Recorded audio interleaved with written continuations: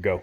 Okay, guys, we're gonna do some arm attacks from the near arm attacks from side control. Okay, a couple things I do now I do different than I used to. The point of this actually is to get their elbow exposed and away from their body. If you can get their elbows away from their body, either out or up, you can attack their arm. Okay, so I'm in side control. The first thing I do, if I feel somebody's frame on my hip, right, I sprawl on it and get heavy. Okay, for two reasons.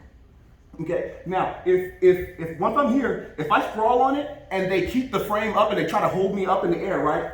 Keep the frame up so I can't smash it down when I sprawl on it. All I'm gonna do, I'm gonna lean forward, okay? And my leg side foot, I'm gonna windshield wiper it, lace it down and get under her shoulder. Then I'm gonna step over her head. It's a quick little arm bar attempt. So I try to sprawl on her frame and she still keeps it up. All I'm gonna do is I'm gonna lean forward here, and now I'm back in the arm bar position.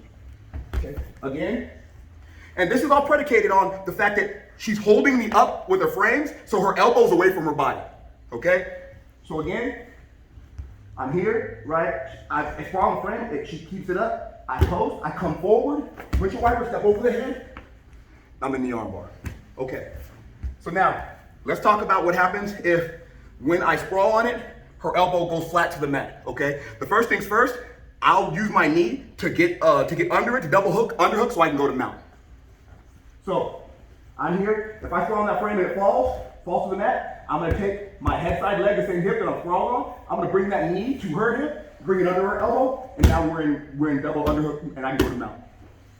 So again, if I sprawl on that frame, boom, and the elbow comes down, I bring my knee to her hip, all the way up to her head. Now I'm in double underhook, so ready to go to mount.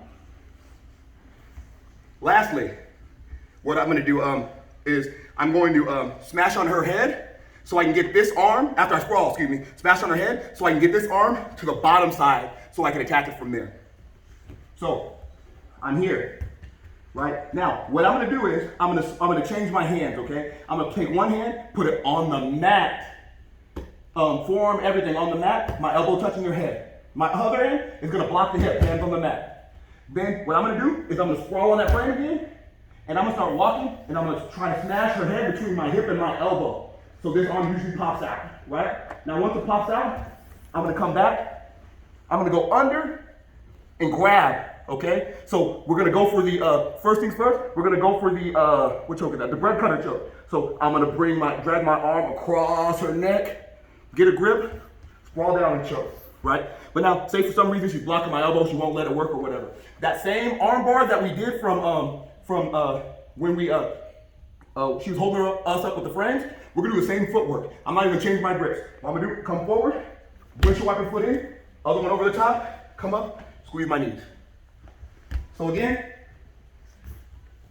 I'm in side control, right? What I do is I switch, hands on the mat, but my elbow and tricep on her ear. My other hand blocks, hand on the butt, blocks her hips. I'm gonna sprawl on the head side hip down, and I'm gonna start walking it towards her head. So I smash her head in between my elbow and my hip. When it comes back, I'm gonna grab the first grip under for the bread cutter, fingers in the collar. Then I'm gonna drag this one in, bread cutter choke. Or if she doesn't, if she's blocking the bread cutter choke, I don't change my grips, guys. I lean forward a little bit, windshield wiper, step over, come back, grab my knees. Arm bar. Let's get it.